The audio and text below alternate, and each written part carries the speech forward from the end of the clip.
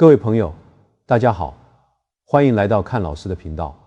今天我要讲一句听起来可能比较重，但却无比真实的话。这句话如果您听懂了，绝对会受用终身。这句话就是：千万不要亲手偷走了自己的福报。大家听到消耗福报或者偷走福报，可能觉得这两个字听起来很玄，像是迷信。但我必须很负责任地告诉各位，这不仅不玄，甚至比您银行存折里的数字还要真实，还要残酷。我们每一个来到这个世界上的人，其实都随身带着一个无形的账户，我们可以称之为福报存折。这个账户里的存款来自于您过去累积的善行，也包括祖辈留下的阴德。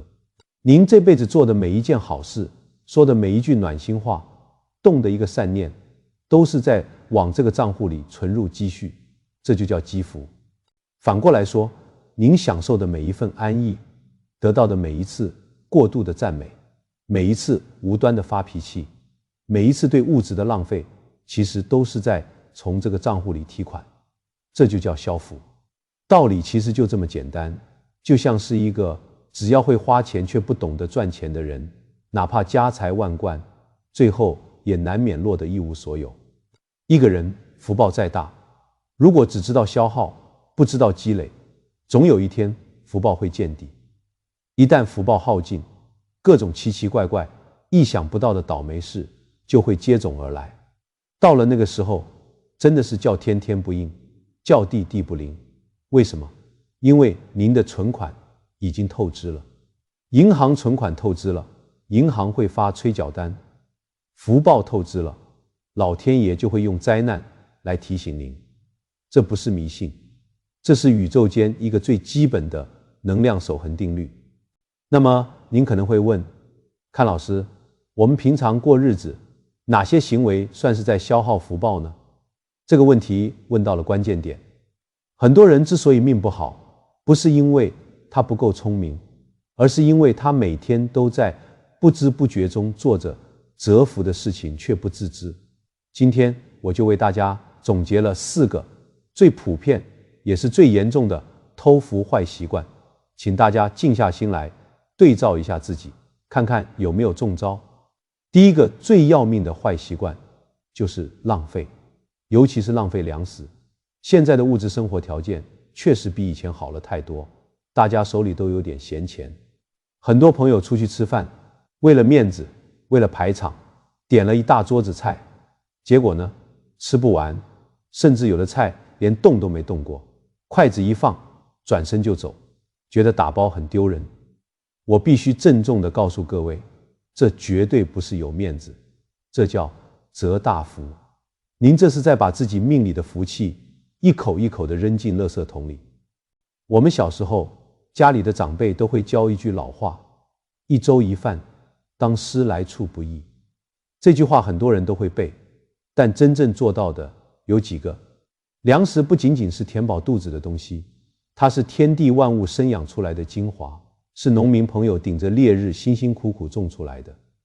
它里面蕴含着天地的能量和人的心血，您把它浪费了，就是对天地的不敬，对他人劳动的不尊重，这个罪过是非常大的。各位可以去观察一下，那些真正有大福气能够长久富贵的人，或者是那些历经几代而不衰的大家族，他们对物资，尤其是对食物，都是非常爱惜的。哪怕是一张纸、一度电、一滴水，他们都不会随意浪费。这并不是因为他们小气，而是因为他们懂得惜福。他们深知这一点一滴的资源都是福报的化身，浪费了就是把自己的命给漏掉了。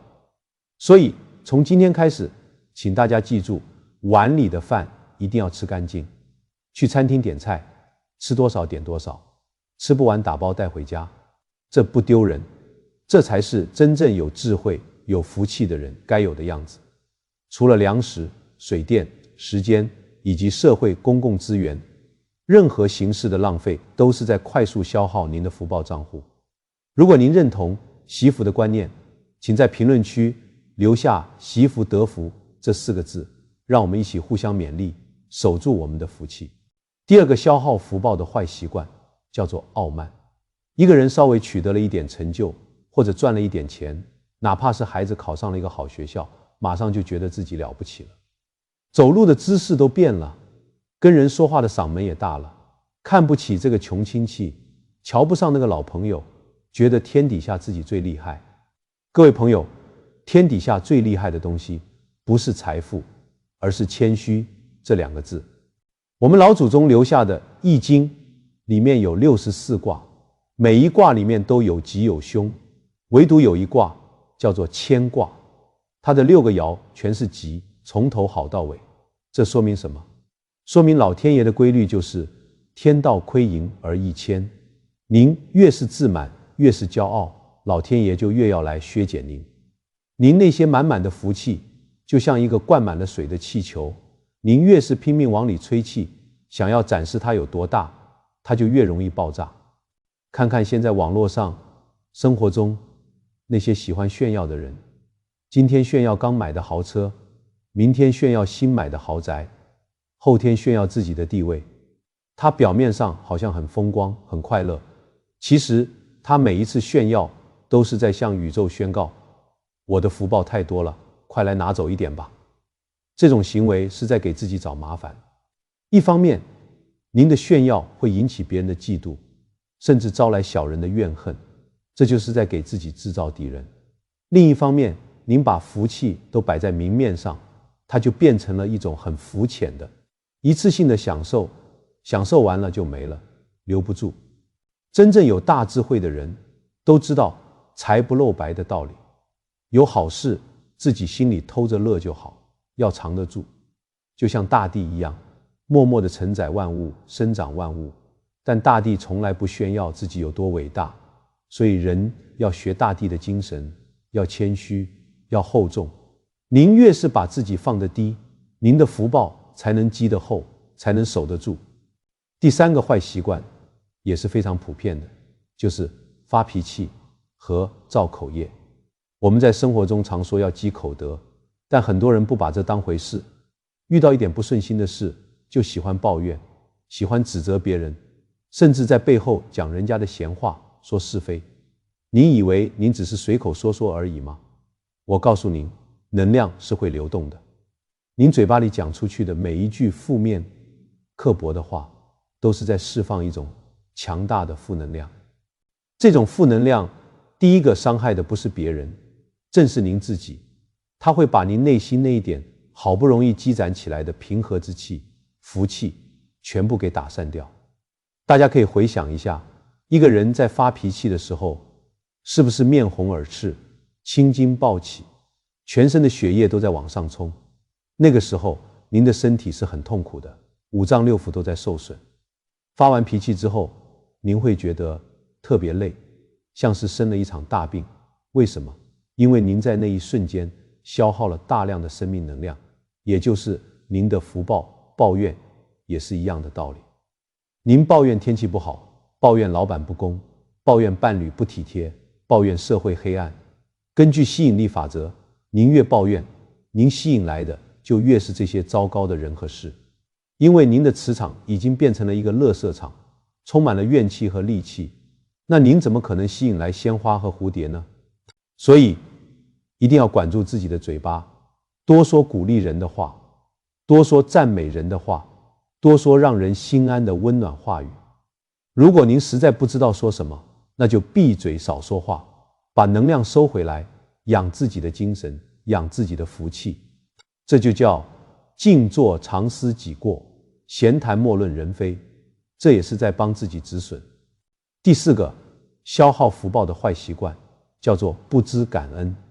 这一点在现代社会，尤其是在年轻一代中，似乎变得越来越严重。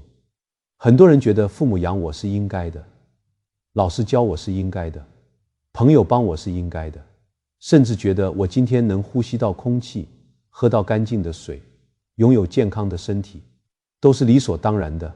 他没有一点感恩的心。当一个人觉得一切都是理所当然的时候，他的福报通道基本上就被堵死了。为什么呢？因为福报的本质是一种能量的交流和循环。感恩就是一种正向能量的回馈。您回馈给天地，回馈给父母，回馈给帮助过您的人，这个能量一流动，它就会有回响，福报才会源源不断地流向您。如果您只知道索取，不知道感恩，就像是一个只进不出的貔貅一样，看起来您好像得到了很多，占了很多便宜，但事实上那个连接福报的管道是死的，久而久之就没有人愿意再帮您了，连老天爷都不愿意再眷顾您了。所以一个真正有福气的人，一定是一个懂得感恩的人，他会对一草一木，对每一个遇见的人都心存一份感激。他知道这个世界上没有什么是理所当然的，我今天拥有的一切都是上天的恩赐，都是福气。既然是福气，我就要倍加珍惜。您看，当他有了这份感恩的心，他的心量就打开了，他的福报就会越积越厚。那我们讲了半天都在讲怎么消耗福报，那反过来说，如果我们的福报已经漏掉了很多，或者我们想让未来的日子过得更顺遂，我们要怎么去积攒福报，怎么去培福呢？其实把上面那几个坏习惯反过来做，就是在积福了。首先第一点叫惜福，就是珍惜您现在所拥有的一切，从吃干净碗里的每一粒米开始，从随手关灯节约用水开始，从爱护您的衣服，您的书本，您家里的家具开始。您珍惜您的福分，福分才会愿意长久地留在您身边。这个惜福更深一层的含义是珍惜您的健康。很多朋友年轻的时候拿身体去换钱，熬夜、应酬、喝酒、暴饮暴食，这是在严重透支自己最大的福报——健康。等到老了，身体垮了，再拿钱去买健康，您说有几个人能买得回来？到时候躺在病床上，哪怕有金山银山，那也不是您的福报了。所以珍惜您的身体，好好吃饭，好好睡觉，适当运动，这本身就是在守护巨大的财富。第二点叫培福，就是去培养新的福报。怎么培养？很简单，就是我们老祖宗讲的2个字：利他，就是对别人好。不要总想着自己要从别人那里得到什么，要多想想我能为别人做点什么。在公司里多帮同事分担一点工作，在社区里看到老人提重物，主动上去帮一把，看到地上有垃圾，顺手捡起来丢进垃圾桶。这些看似都是非常微小的事情，但是当您每一次发心去利益别人的时候，您就是在给自己的福报账户里存钱。而且做这些好事最好是为善不欲人知，您做了就忘了。不要今天捐了1000块钱，恨不得让全世界都知道，发个朋友圈到处讲。您一宣扬，这个福报当下就报销了，就变成了一点点虚名，没了。真正的大福报叫阴德，是在您默默无闻的付出中悄悄地积累起来的。就像您往银行里存钱，您不会敲锣打鼓的去存吧？您存进去了，它就在那里，慢慢的还会生利息，越滚越大。第3点也是最根本的一点，就是孝敬父母。我跟各位讲，孝敬父母是天下第一等，积聚福报最快也最根本的方法。为什么？因为父母是我们的根。我们每一个人就像是一棵树，这棵树能长多高，叶子能多茂盛，结多少果实，完全取决于地下的根扎得深不深，养分足不足。如果您让您的根，也就是您的父母开心了，安稳了，您这棵树自然就枝繁叶茂，福气满满。反过来，一个人如果对父母都不好，忤逆不孝，跟父母顶嘴，甚至不赡养父母，他就算在外面做得再成功，到处捐钱做慈善，拜再多的神佛，我告诉您都没有用，因为他的根是烂的。根都烂了，他所做的一切繁华都像是在沙滩上盖高楼，很快就会倒塌。所以有时间多回家看看父母，给他们打个电话，关心一下他们的身体，买点他们爱吃的东西。最重要的是，对他们说话要和颜悦色一点，这种色难才是最难得的孝顺。您让他们心情舒畅了，您自己的福报就在飞速的增长，这个比您去求任何神明都来得灵验。第4点就是修一颗平常心和谦卑心。我们前面讲傲慢会折福，那反过来谦卑就能增福。遇到好事不要觉得都是自己的功劳，要多想这是老天的眷顾，是团队的努力，是大家的帮助，要把功劳分给大家。遇到坏事不要怨天尤人，要反过来想，是不是我哪里做的不对，是不是老天爷在提醒我要修正自己，这就叫行有不得，反求诸己。当您有了这样一颗心，您就跟天地大道接通了，您的气就顺了，气顺了，福自然就来了。所以您看到最后会发现一个很有趣的现象，福报这个东西它很奇怪，您越是想要去抓住它，去独自享受它，它跑得越快，您越是把它分出去，去帮助别人，去利益社会，它反而越聚越多。这就是《道德经》里面讲的，既以为人，己欲有；既以与人，己欲多。您越是给予，您自己反而越丰盛。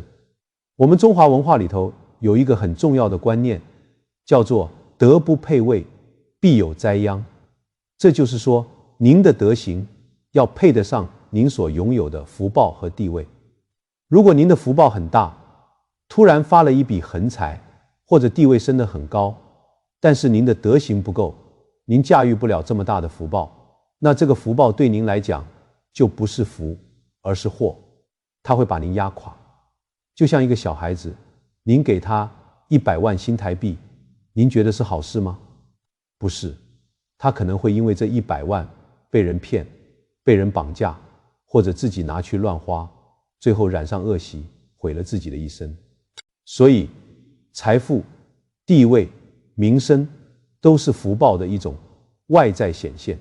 如果您没有足够的智慧和德行去承载它们，它们就会变成灾难。那么怎么让自己的德行能够配得上自己的位置呢？就是要不断的学习，不断的修正自己，多读圣贤书，多亲近有智慧的人，把自己的心量打开。要把您所拥有的福报看成是一种责任，而不是一种享受。